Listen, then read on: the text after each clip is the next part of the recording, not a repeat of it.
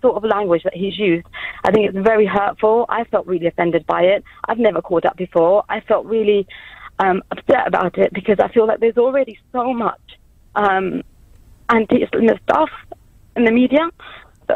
And all the time. And I feel like there's so many people I know that have been attacked or hurt, and it's just not. They're just women. They haven't done anything.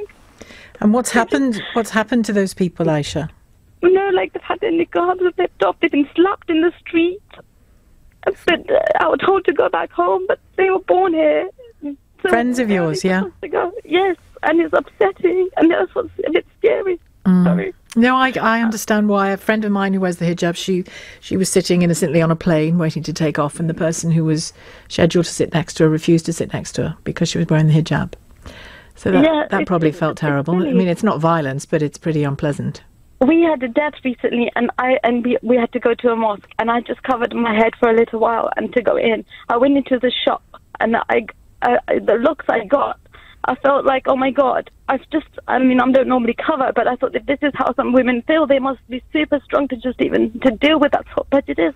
Like just how people look at you. Well, which is why open conversations like this, I think, are so important, whether it's a conversation with you or with somebody who does not like to see women wearing the hijab or the niqab. And, the key thing, if we all live in the same place, is that we try and communicate with one another, isn't it? Because there are all kinds of ways of being different to one another, and the hijab is just one of them. Because it would be boring if we were all the same, right? So it certainly would be. Your own individuality, and the hijab is a lot more. It's more fashion now as well.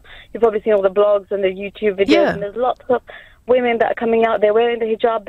If they were oppressed, would they really be posting all those videos online and the type of just the way that they're coming across or something? Would they really be doing that if they were oppressed? Well, it's pretty. I think the oppression and isolation line is a red herring. There are oppressed and isolated women in every community in the UK, and we're going to talk about domestic violence in a moment, and we know that it's extremely common, and that's a form of oppression, isn't it? One of my best friends she's half Jamaican, half West Indian, and she was going through her husband, her boyfriend at the time, she was going through domestic violence. She was going through that. So it's not, I agree, it's not completely just, you can't just say, okay, it's only Muslim people that oppress women, of course it isn't. And I was going to make the point that, to my mind, not the conversation about the niqab, but the choice of language, like letterboxes and bank robbers.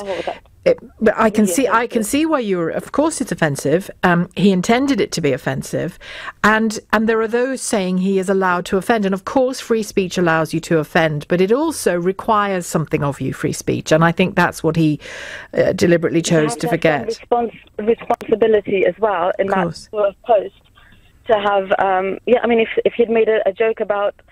I don't know about how nuns cover their hair, some Jewish women cover their hair, or if you'd made a comment about another religion, I'm just using...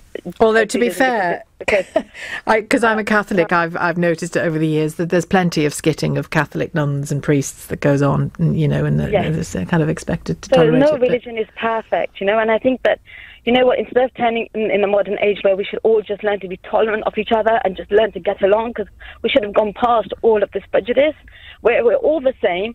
We all have the same blood inside us. Our hearts all beat the same.